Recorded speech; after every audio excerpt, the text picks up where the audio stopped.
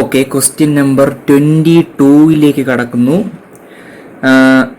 Question എന്താ പറയുന്നത്? A ball of mass 10 gram, 10 gram mass ഉള്ള ഒരു ബോൾ എന്താണ് ഒരു പോയിന്റിൽ നിന്ന്, അതായത് ഒരു നിശ്ചിത ഹൈറ്റ് എന്ന് പറഞ്ഞാൽ എത്ര, h=5 മീറ്റർ എന്ന് ക്വസ്റ്റ്യൻ തന്നിട്ടുണ്ട്. അതിൽ നിന്ന് എന്ത് ചെയ്യുന്നു, ഒരു സ്റ്റീൽ പ്ലേറ്റിൽ വീഴുന്നു.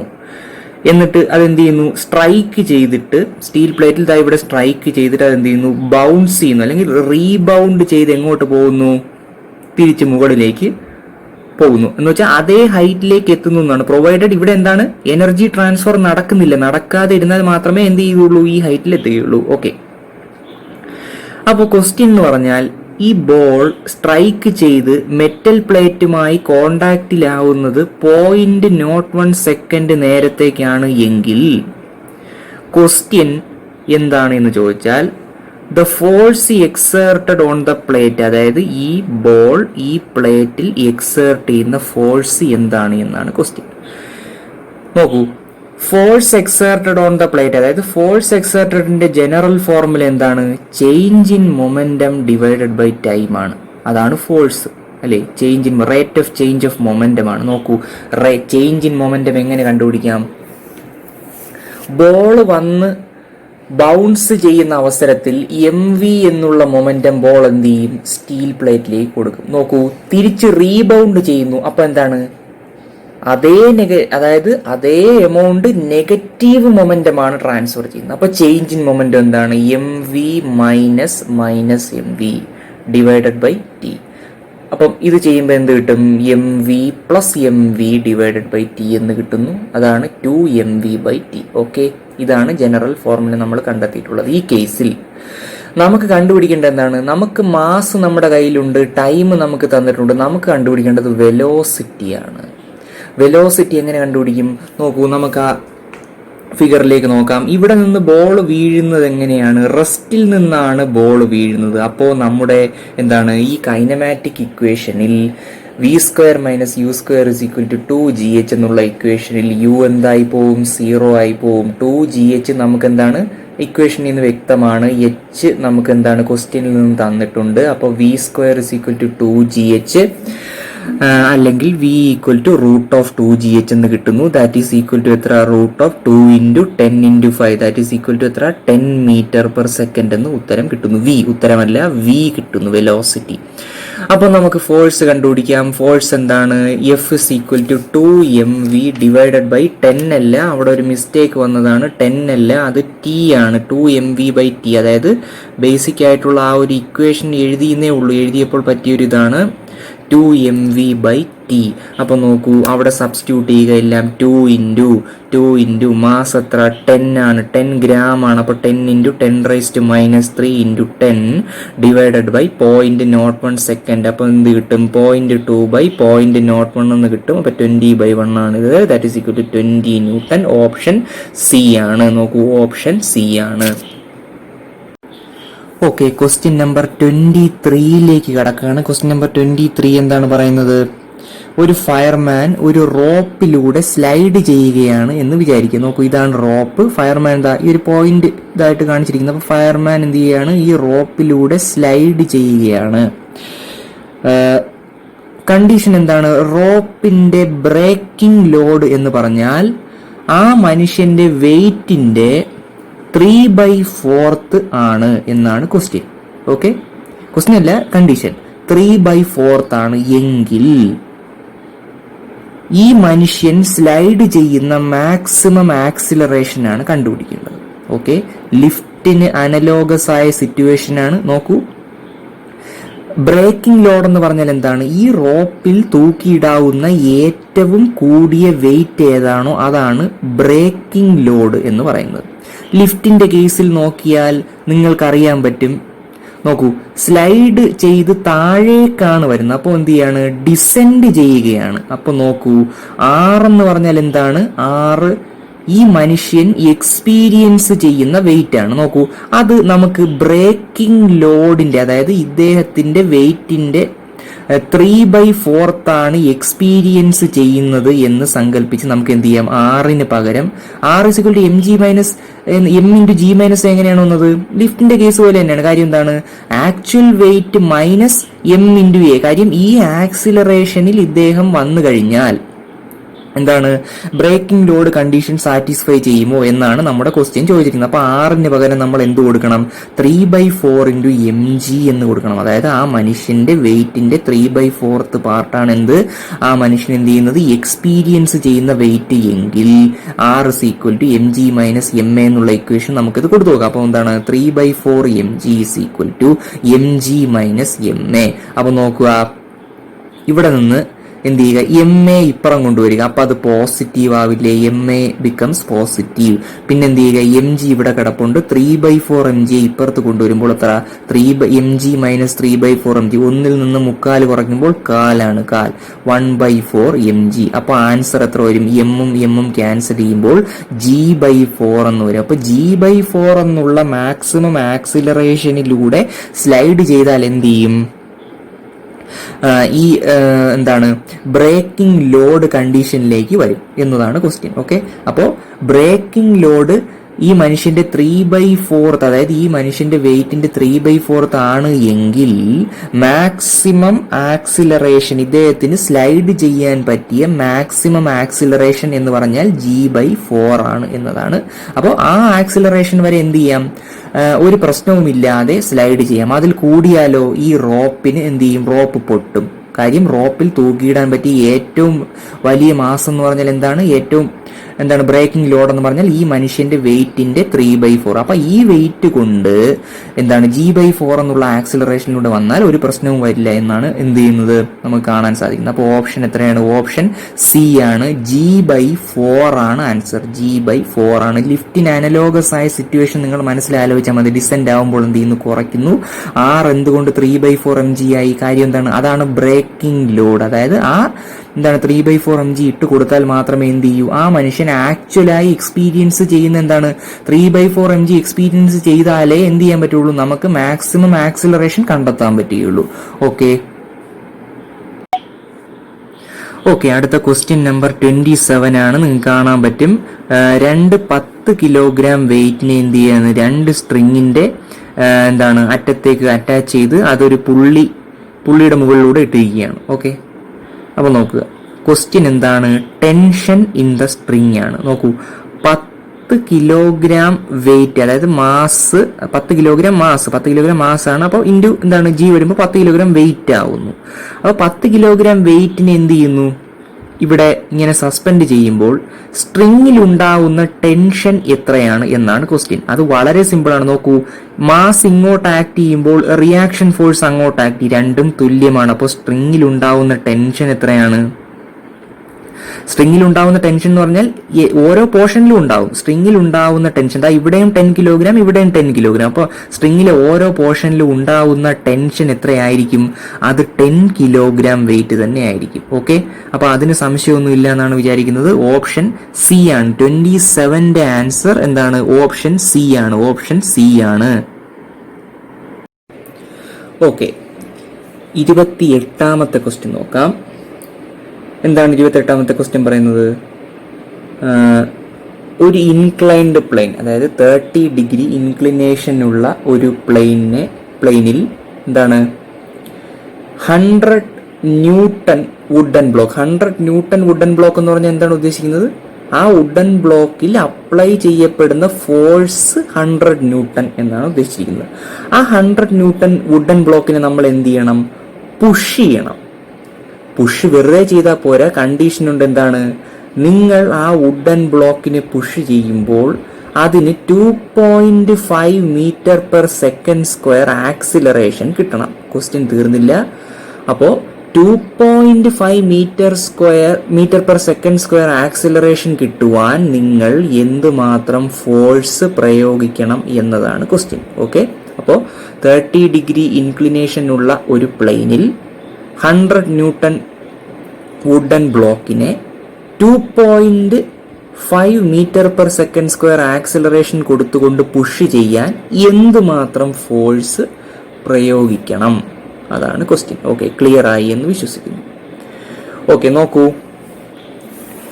ഇതാണ് ഈ വുഡൻ ബ്ലോക്കിന്റെ സെന്റർ ഓഫ് ഗ്രാവിറ്റി. ഓക്കെ, നിങ്ങൾക്കറിയാം. അപ്പൊ ഇവിടെ എന്താണ് ഫോഴ്സ് വെർട്ടിക്കലി ഫോഴ്സ് അല്ല, വെയിറ്റ് വെർട്ടിക്കലി ഡൗൺവേർഡ്സ് ആണ്. ഇതാ കാണാൻ പറ്റും, mg ആക്ടിങ് വെർട്ടിക്കലി ഡൗൺവേർഡ്സ്. ആ mgയെ നമുക്ക് 2 കമ്പോണന്റുകളാക്കി റിസോൾവ് ചെയ്യാൻ കഴിഞ്ഞ കുറച്ച് പ്രോബ്ലംസിലായി നമ്മളിത് ചെയ്തിട്ടുണ്ട്. ഓക്കെ, എന്താണ് mg കോസ് തീറ്റ എന്നും mg സൈൻ തീറ്റ എന്നും. നിങ്ങൾ ശ്രദ്ധിച്ച് നോക്കുക, mg കോസ് തീറ്റ എന്നും mg സൈൻ തീറ്റ എന്നും റിസോൾവ് ചെയ്യാം. തീറ്റ എത്രയാണ്? 30 ഡിഗ്രിയാണ്. അത് ആംഗിൾസിലെ പ്രോപ്പർട്ടിയിലൂടെ നമുക്ക് എന്താണ് മനസ്സിലാക്കാൻ പറ്റും. തീറ്റ 30 ആണ്, അപ്പോൾ ഇവിടുത്തെ ആംഗിളും 30 ആയിരിക്കും. അതാണ് ആംഗിൾസിന്റെ പ്രോപ്പർട്ടിയിലൂടെ മനസ്സിലാക്കുക. നോക്കൂ, ഈ ബ്ലോക്കിനെ നിങ്ങൾ എന്ത് ചെയ്യണം? പുഷ് ചെയ്യണം. ഓക്കെ, മുകളിലേക്ക് എന്ത് ചെയ്യണം?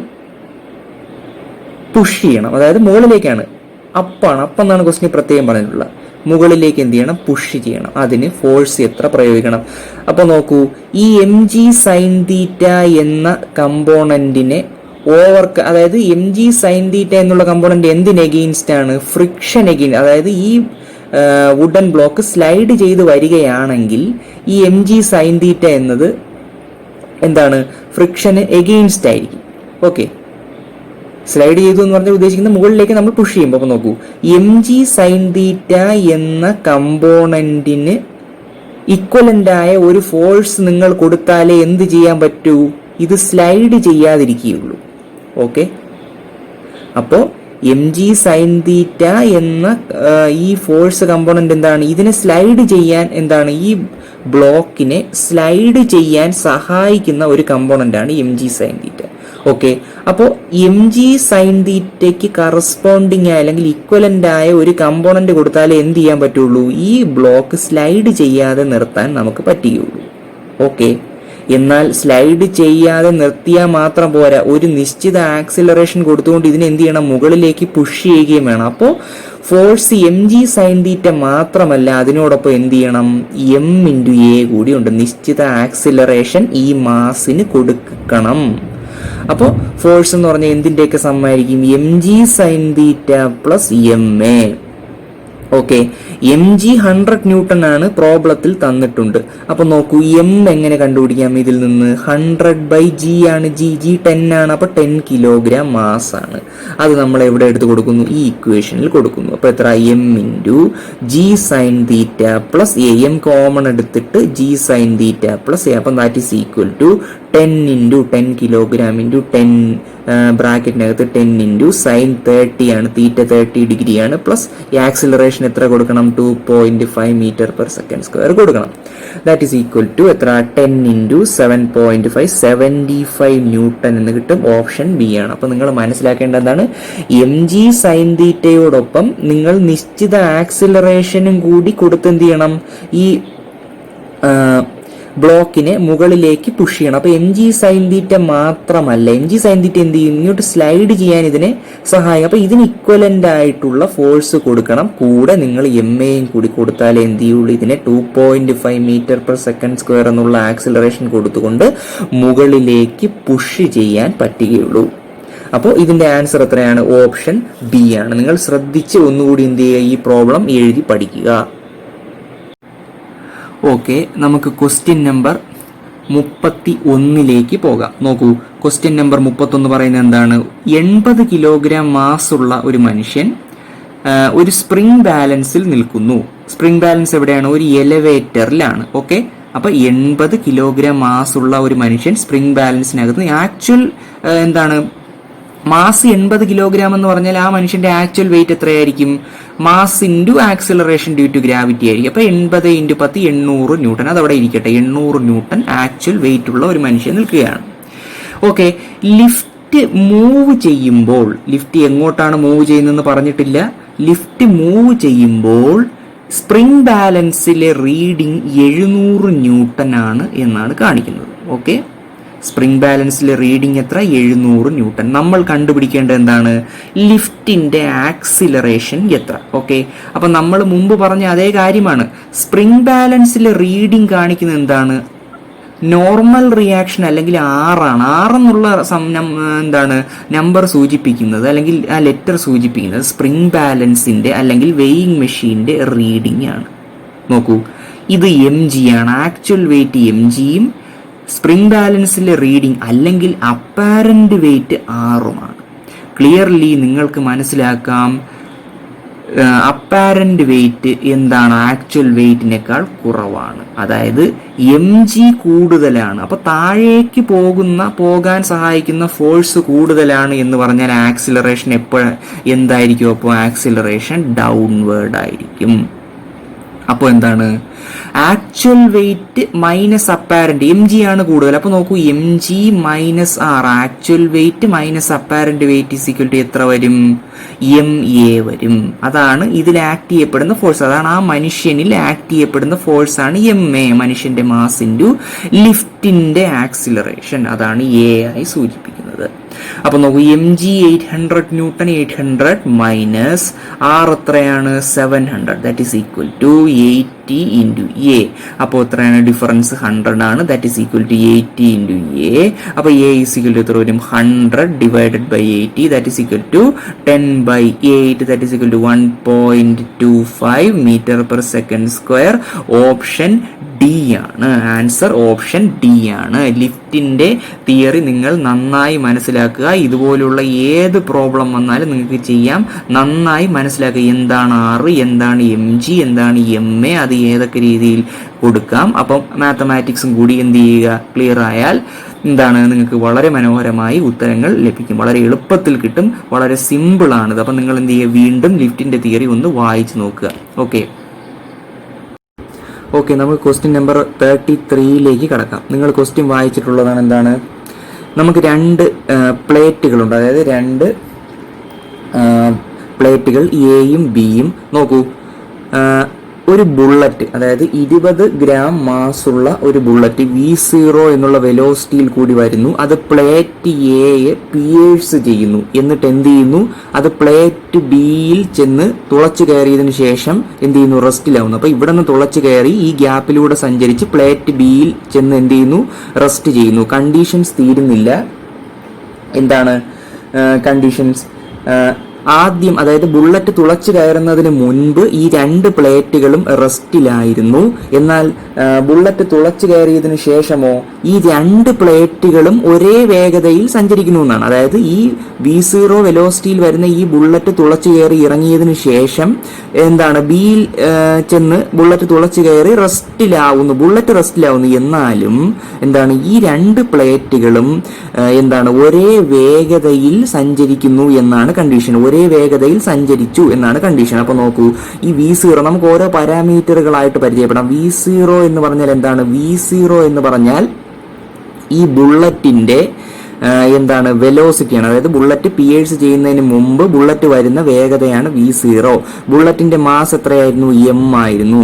ഓക്കെ, നമുക്ക് പ്ലേറ്റ് എയുടെ മാസ് 1 കിലോഗ്രാം ആണ്. അതുപോലെ പ്ലേറ്റ് ബിയുടെ മാസ് എത്രയാണ്? 2.98 ആണ്. 2.98 കിലോഗ്രാം ആണ്. ഓക്കെ, ഇവിടെ വി ഡാഷ് എന്നുള്ള വെലോസിറ്റി എന്താണ് സിഗ്നിഫൈ ചെയ്യുന്നത്? വി ഡാഷ് എന്ന് പറഞ്ഞാൽ ഈ ബുള്ളറ്റ്, അതായത് പ്ലേറ്റുകൾക്കിടയിലൂടെയുള്ള ബുള്ളറ്റിന്റെ വെലോസിറ്റിയാണ് വി ഡാഷ്. പ്ലേറ്റുകൾക്കിടയിലൂടെയുള്ള ബുള്ളറ്റിന്റെ വെലോസിറ്റിയാണ് വി ഡാഷ്. നോക്കൂ, മറ്റൊരു പാരാമീറ്റർ കൂടി നിങ്ങളെ പരിചയപ്പെടുത്തുകയാണ്, വി എന്നുള്ള പാരാമീറ്റർ. വി എന്നുള്ള പാരാമീറ്റർ എന്താണ്? അതായത് ഈ പിയേഴ്സ് ചെയ്തതിന് ശേഷം ഈ രണ്ട് പ്ലേറ്റുകളും ഒരേ വേഗതയിലാണ് സഞ്ചരിക്കുന്നതെന്നാണ് പറയുന്നത്. ആ വേഗതയാണ് വി. ഓക്കെ, ഇനി നമുക്ക് ക്വസ്റ്റ്യന്റെ കോർ ഭാഗത്തേക്ക് വരാം. എന്താണ് ക്വസ്റ്റ്യനിൽ കണ്ടുപിടിക്കാനായി പറഞ്ഞിരിക്കുന്നത്? വി ഡാഷ് ആണ് കണ്ടുപിടിക്കാനായി പറഞ്ഞിരിക്കുന്നത്. എന്ന് വെച്ചാൽ എന്താണ്? ഈ രണ്ട് പ്ലേറ്റുകൾക്കിടയിൽ, അതായത് എയും ബി എന്നുള്ള ഈ രണ്ട് പ്ലേറ്റുകൾക്കിടയിൽ ബുള്ളറ്റ് സഞ്ചരിക്കുന്ന വേഗതയാണ് വി ഡാഷ്. വി ഡാഷ് ആണ് നമുക്ക് എന്ത് ചെയ്യേണ്ടത്? കണ്ടുപിടിക്കേണ്ടത്. നോക്കൂ, ഇതെല്ലാം മുൻപേ ചെയ്തു വെച്ച എന്താണ് സൊല്യൂഷനാണ്. അതുകൊണ്ടാണ് നിങ്ങൾക്ക് എക്സ്പ്ലെയിൻ ചെയ്തു തരുന്നത്. ഓക്കെ, നിങ്ങൾ ശ്രദ്ധിച്ചിരിക്കൂ. മാസുകളെല്ലാം നിങ്ങൾക്ക് പരിചയമായി. എ ബി എന്നുള്ള പ്ലേറ്റ്. ഓക്കെ, അപ്പൊ നോക്കൂ, നമ്മളിവിടെ ഉപയോഗിക്കുന്നത് law of conservation of momentum ആണ്. Law of conservation of momentum അതെന്താണ് പറയുന്നത്? ഇനിഷ്യൽ മൊമെന്റവും ഫൈനൽ മൊമെന്റവും തുല്യമായിരിക്കും. ഒരു സിസ്റ്റത്തിന്റെ ഇനിഷ്യൽ മൊമെന്റവും ഫൈനൽ മൊമെന്റവും തുല്യമായിരിക്കും. സിസ്റ്റം എന്ന് പറഞ്ഞാൽ എന്താണ്? ഈ ബുള്ളറ്റ് ആദ്യം പിയേഴ്സ് ചെയ്യുന്നത് പ്ലേറ്റ് എ ആണ്. അപ്പോൾ ഈ ബുള്ളറ്റും പ്ലേറ്റ് എയും ചേർന്ന് ഒരു സിസ്റ്റമാണ്. അപ്പോൾ ആ സിസ്റ്റത്തിന്റെ ഇനിഷ്യൽ മൊമെന്റവും ഫൈനൽ മൊമെന്റവും എന്തായിരിക്കും? തുല്യമായിരിക്കും. അപ്പോൾ നോക്കൂ, ഫസ്റ്റ്